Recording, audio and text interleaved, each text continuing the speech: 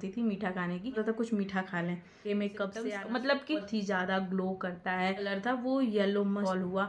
अभी 5th month 6th 7th 8th लेकर निकलता है, पेट निकलता था 6 मंथ में ही। सभी लोग 9 मंथ समझ रहे थे कि नहीं, वजन बढ़ा और लाइन थी वो भी स्ट्रेट थी और थी। हर एक चीज़ की स्मेल मुझे बहुत ही ज़्यादा लगती थी। तो नमस्ते दोस्तों, इससे पहले वाली वीडियो को इतना सारा प्यार देने के लिए बहुत बहुत धन्यवाद। आप सभी लोगों की बहुत ही ज़्यादा क्वेरी थी, बहुत ज़्यादा कमेंट आ रहे थे इंस्टाग्राम पे जो भी मैं पोस्ट डालती हूँ बेबी सिम्टम्स से रिलेटेड, बेबी बॉय के या बेबी गर्ल के, आपके बहुत ज़्यादा कमेंट आते हैं। पर्सनली भी बहुत सारे लोग हमसे पूछते रहते हैं कि क्या सिम्टम्स हैं, तो मैं ज़्यादातर सिम्टम्स बता चुकी हूँ, बट एक दो जो सिम्टम्स थे सभी लोग नहीं उसको समझ पा रहे थे कि क्या मैं मतलब उसमें लिखी हूँ, क्योंकि मैं पोस्ट में ना लिख करके बताती हूँ कि जो भी वीडियो रहता है उस पर बेबी बॉय सिम्टम्स लिख करके वो सारे सिम्टम्स लिख देती हूँ। तो कुछ लोग हमें कमेंट भी कर रहे थे कि दीदी ये वाला सिम्टम्स आपके में कब से आना शुरू हुआ था, होल प्रेगनेंसी था, स्टार्टिंग से ही था या लास्ट में कुछ था। तो चलिए वीडियो को स्टार्ट करके बताते हैं कि पूरा लास्ट तक वीडियो देखिएगा ताकि आपको अच्छे से समझ में आए और मेरे सारे सिम्टम्स को आप रिलेट कीजिएगा। बट ज़रूरी नहीं है कि मेरे सिम्टम्स और आपके सिम्टम्स सेम होंगे तो सेम जेंडर ही बेबी होगा। डिफरेंट भी हो सकता है सिम्टम्स और सेम बेबी हो सकता है, और सेम बेबी होगा। एक तरीके से समझ सकते हैं कि फन वे में लेना है आपको, कोई भी ज़रूरी नहीं है कि सेम सिम्टम्स होंगे तो सेम बेबी होगा। और बेटा और बेटी तो अलग होते ही हैं, बेटी बेटी होती है और बेटा बेटा होता है। बट फिर भी बहुत सारे लोगों की अब जब जो भी लोग प्रेग्नेंट होते हैं उनकी इच्छा होती है जानने की कि उनको बेबी कौन सा होने वाला है, क्या तैयारी करें, क्योंकि 9 मंथ एक बहुत बड़ी जर्नी होती है, मतलब एक बहुत लंबा टाइम होता है। आपको 9 मंथ कंप्लीट करने के बाद जब बेबी डिलीवर होगा तब आपको पता चलेगा क्या होगा। बट कुछ लोग चाहते हैं कि सिम्टम्स देख करके उनको अंदाज़ा लग जाए या फिर थोड़ा बहुत गेस कर लें। तो यही सारी चीज़ों को समझ करके ही इस वीडियो को देखिएगा। कोई इसमें ज़रूरी नहीं है कि सबका सेम होना है और सेम सिम्टम्स होगा और सेम बेबी होगा। बेबी बॉय के सिम्टम्स में कुछ कॉमन होता है जो मोस्टली लोगों में सेम होता है। सिम्टम्स क्या होता है कि जो बेटी होती है उसके टाइम पे फेस बहुत ही ज़्यादा ग्लो करता है, बहुत ज़्यादा चमकता है और वो शुरुआत से ही दिखने लगता है।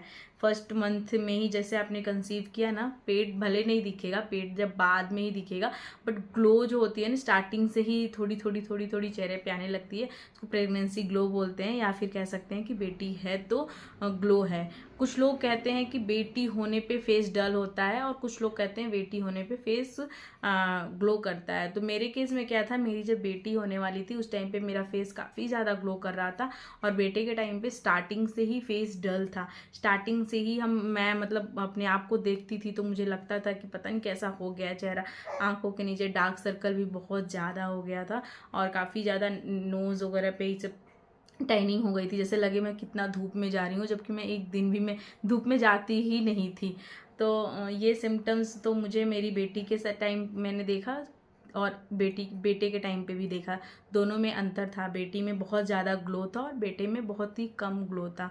और एक और लोग पूछ रहे थे यूरिन का कलर, आपका यूरिन का कलर कैसा था बेटी के टाइम पे। तो बेटी के टाइम पे एकदम नॉर्मल था, और वैसे मैंने ना बेटी के टाइम पे चेक लास्ट में मेरी एक दीदी ने पूछा था हमसे, और मेरी एक भाभी भी पूछी थी कि यूरिन कैसा आता है तुम्हारा कलर बहुत ज़्यादा। तो मुझे ऐसा लगता था कि मैं बहुत ज़्यादा पानी पीती हूँ ना, इसलिए मेरा कलर येलो नहीं आता है। बट सेकेंड टाइम में जब मैं उतना ही पानी पीती थी, जूस नारियल पानी सब भी चीज़ें पीती थी, बट फिर भी मेरा जो यूरिन का कलर था वो येलो मस्टर्ड येलो कलर में था। मीन्स कि ये हो सकता है कि बेटी के टाइम पे कलर येलो नहीं होता और बेटे के टाइम पे होता है, मेरे साथ ऐसा हुआ था। दूसरा हेयर फॉल से रिलेटेड भी पूछ रहे थे कि आपका क्या हेयर फॉल हो रहा था। बेटी के टाइम पे मुझे नहीं हुआ था हेयर फॉल, बस इस टाइम पे सेकेंड प्रेगनेंसी में मुझे बहुत ही ज़्यादा हेयर फॉल हुआ। अभी आप लोग देख सकते हैं मेरा ये पूरा बाल, पता चल रहा है कि कितना ज़्यादा झड़ चुका है सारा हेयर फॉल। जो बेली होता है ना बेटी के टाइम पे, जो पेट होता है हमारा, वो बहुत ज़्यादा ऐसे चौड़े में गोल से निकलता है। जब भी निकलेगा 4th month, 5th month, 6th 7th 8th month में जब भी निकलेगा, स्टार्टिंग से वो ऐसा शेप लेकर निकलता है। बट जब बेबी बॉय के टाइम पे ना एकदम छोटू सा और वो गोल सा रहता है और नीचे की तरफ रहता है। तो शिवी के टाइम पे जब मेरी बेटी होने वाली थी उस टाइम पे मुझे पेट टमी निकलना 5th 6th मंथ से स्टार्ट हो गया था। और फर्स्ट टाइम था तो उतना एक्सपीरियंस नहीं था, बट बहुत ज़्यादा पेट निकलता था। 6 मंथ में ही सभी लोग 9 मंथ समझ रहे थे कि 9 मंथ अभी डिलीवरी होने वाली है। बहुत ज़्यादा पेट निकला था। और बाबू के टाइम पे तो 7-8 मंथ तक पता ही नहीं चला। 8 मंथ में स्टार्टिंग में ही थोड़ा सा पेट दिखा और 15 डेज़ में ही डिलीवरी हो गई, क्योंकि मेरी डिलीवरी 8 मंथ में ही हो गई थी। तो इसलिए बहुत ज़्यादा टमी बहुत बड़ा नहीं दिख पाया था, छोटू सा टमी था।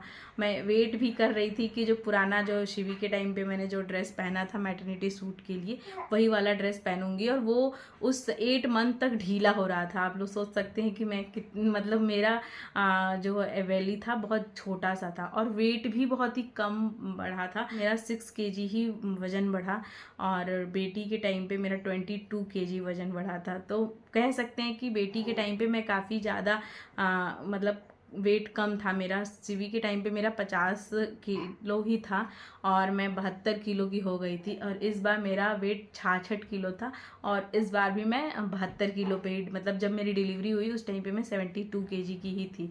तो ऐसा होता है कि जब ज़्यादा वेट है ऑलरेडी आपका तो कम बढ़ेगा। अब पता नहीं जो भी हो, मतलब मेरा बेटे के टाइम पे बहुत कम वज़न बढ़ा था।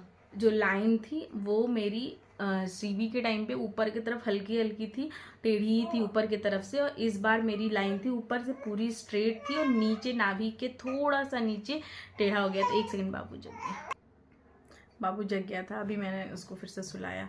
तो क्या मैं बता रही थी कि हाँ, बेबी जो बॉय के टाइम पे था ना, मुझे एक और बहुत ही ज़्यादा डिफरेंट नज़र आया। जब मेरी बेटी के टाइम पे मुझे बहुत ज़्यादा स्मेल प्रॉब्लम थी, हर एक चीज़ की स्मेल मुझे बहुत ही ज़्यादा लगती थी।